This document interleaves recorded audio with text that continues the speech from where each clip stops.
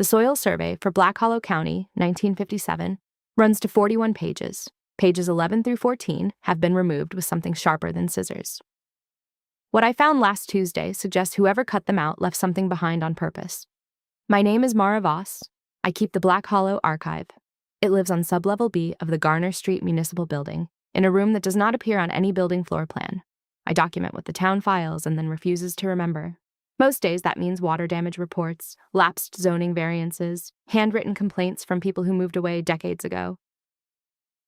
Most days, I have been trying to locate pages 11 through 14 of the 1957 soil survey since I first noticed the excision 2 months ago.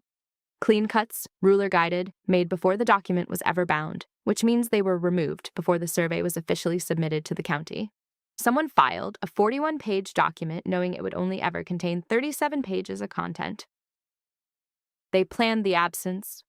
Last Tuesday, I was not looking for the missing pages. I was cross-referencing water table depth notations in the 1957 survey against a set of civil defense tunnel schematics from 1961, the same year the Crestfall Motor Lodge was built on Route 9, a fact I note without knowing yet what to do with it.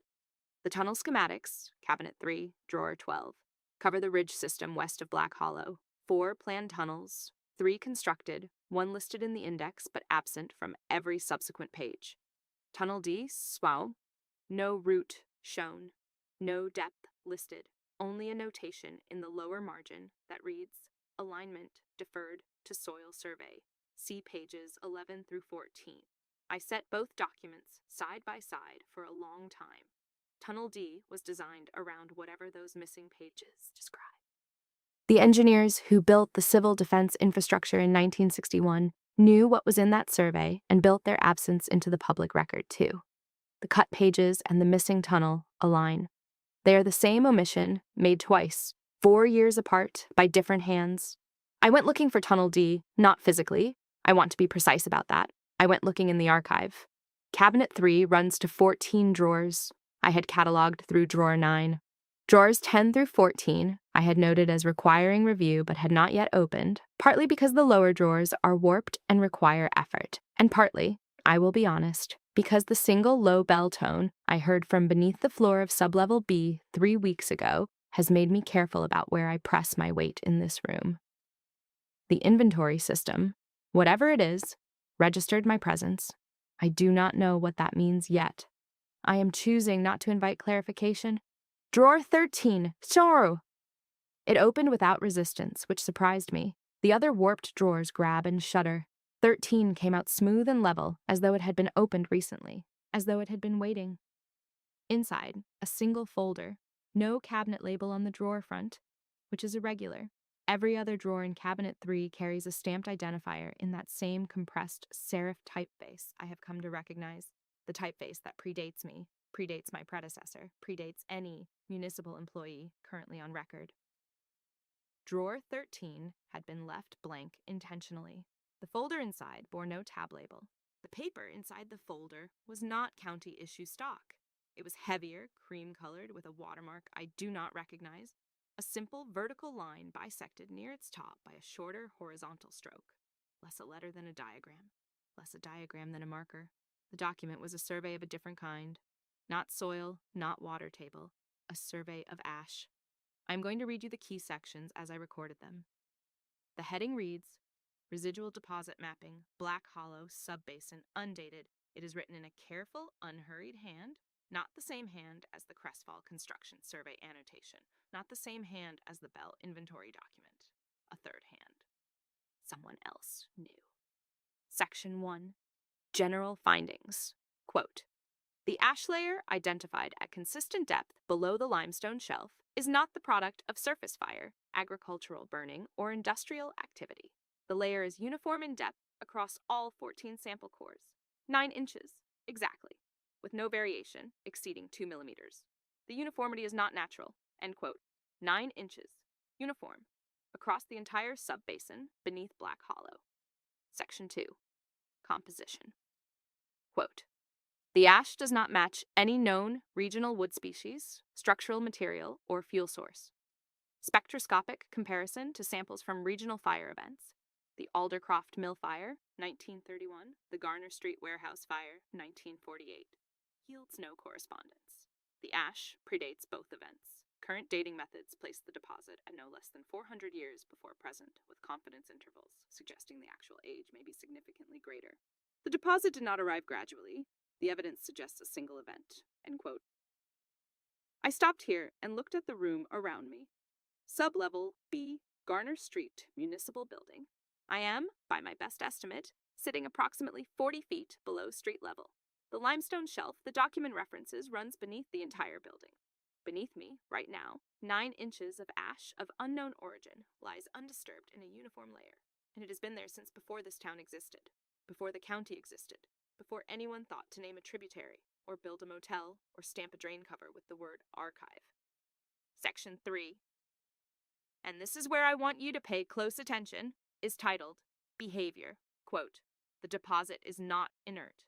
Samples extracted from cores 7, 9, and 11 demonstrated measurable thermal variance when removed from depth. Specifically, the ash samples were warmer than the surrounding substrate, not warmer than ambient surface temperature, warmer than the stone directly adjacent to them underground, which should be colder. The ash is generating a small but consistent and reproducible amount of heat. Core 11, extracted from the eastern margin directly below what is currently the Garner Street Municipal Building site, registered the highest thermal reading. The team did not remove further samples from that location. 2 members of the survey team reported auditory phenomena during extraction at Core 11. A low tone. Single occurrence. The team lead noted a compass deviation of 40 degrees at the Core 11 site and elected to log it without further comment."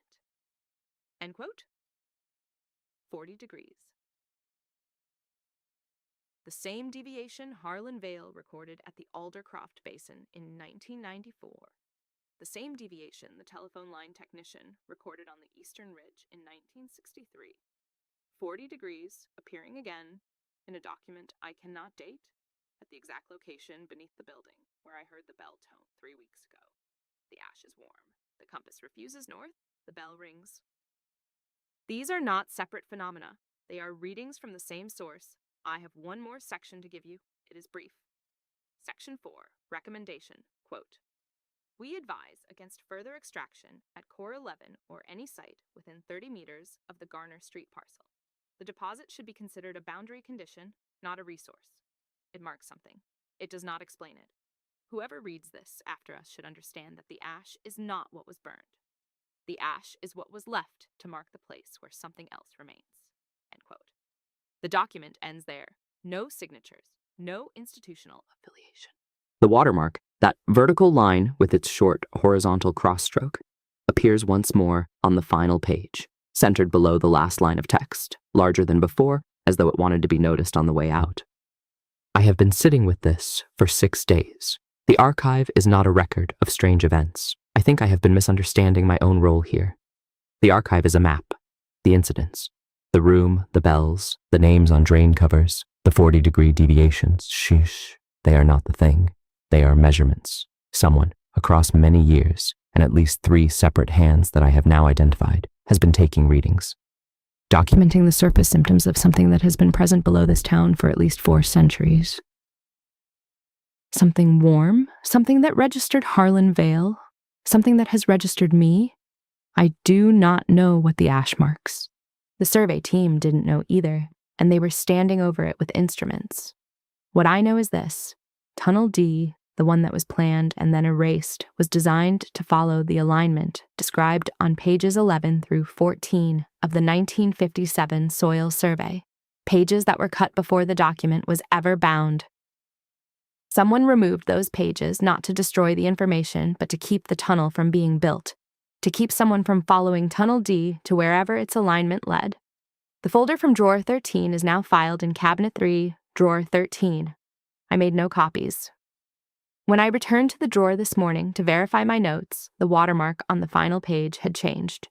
The short horizontal stroke, the one that bisected the vertical line near its top, had moved. It was lower now, closer to the center, still a marker, still pointing somewhere. I am Mara Voss. This is the Black Hollow Archive. I am starting to believe the archive was here before I was. and that it has been waiting for someone to finally read it correctly. We'll talk again soon.